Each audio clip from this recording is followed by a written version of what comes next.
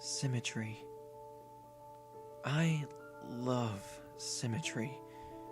I'm not sure why exactly, but I've loved it since I was a kid. Most children are messy and forgetful of their things, but not me. I know everything has a place, and in my room, everything is right where it belongs. My parents didn't have it. My grandparents didn't have it either. Not a single person in my family had it.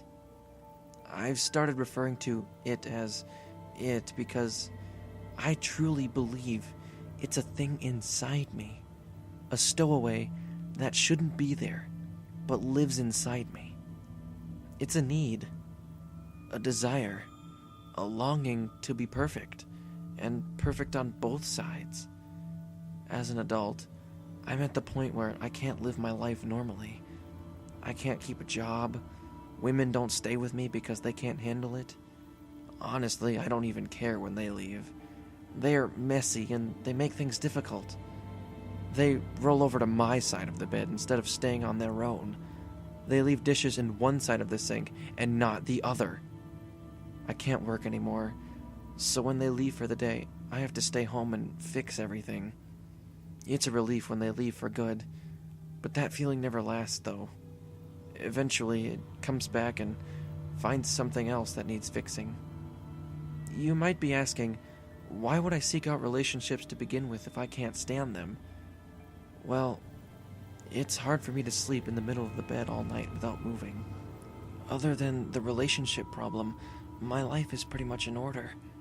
I say pretty much because there is one tiny issue that must be dealt with. You see, I have what's called heterochromia iridum, or two different colored irises. My right eye was cornflower blue, my left pale green. Both my parents have cornflower blue eyes, my siblings and cousins as well. My green eye is the broken one. It makes me unbalanced. Every time I look at myself in the mirror, it stares right back at me. It's all I think about now.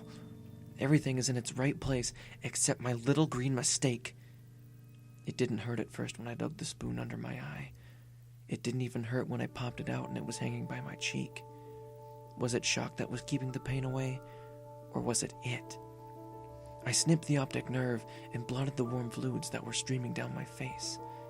My vision being cut in half was a strange sensation. What was left of the dangling flesh, I placed back in the now empty hole. I bandaged the wound, rinsed the spoon, and went to sleep. I woke up happy. I slept better than I had in years. It was finally done. I was fixed. I got out of bed and stumbled to the bathroom. My body ached and my head was on fire. I flipped the switch in the bathroom and the light was blinding. I slowly removed the bandage that was soaked with blood and was sticking to my face like a tape. When I looked up to the mirror, my stomach turned. Only then had I realized what I'd done to myself, and I couldn't believe it. There was a hole in the left side of my face, but not the right. I was unbalanced again. It was much harder digging out the second eye. My hands were shaky, and when I dug the spoon in, I missed several times, puncturing my pupil 3 times before I got it in the right place. Once the eye popped out, I reached for my scissors to finish the job.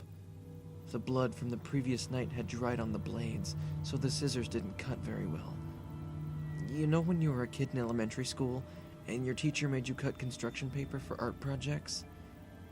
Did you ever try to cut too many pieces at once, but the scissors couldn't take it? The blades would kind of fold over each other, and the paper would get pinned between them? That's what happened with my eye. The optic nerve was pinned between the 2 blades. It was stuck, and as I tried desperately and frantically to make it unstuck, I slipped on the blood and started falling to the floor. Reflexes kicked in, and I let go of my eye to try to break my fall with my hand. The weight of the stuck scissors on my hanging eye was unbearable. I knew I couldn't stand it long enough to make it to the kitchen to get a knife, So I pulled. I pulled it straight out of my head. I felt the flesh tear from inside my skull. I felt it rip and spew liquids everywhere. I knew I was crying, but there was no way of telling the tears from the blood from the ocular fluid. When I heard the wet slap of the bloody flesh against the tile floor, I knew I was done. I knew it was done. I could live my life now, without having to see people's awful, messy, uneven lives. The relief washed over me, and I knew it would be the last time. I had never felt this way before.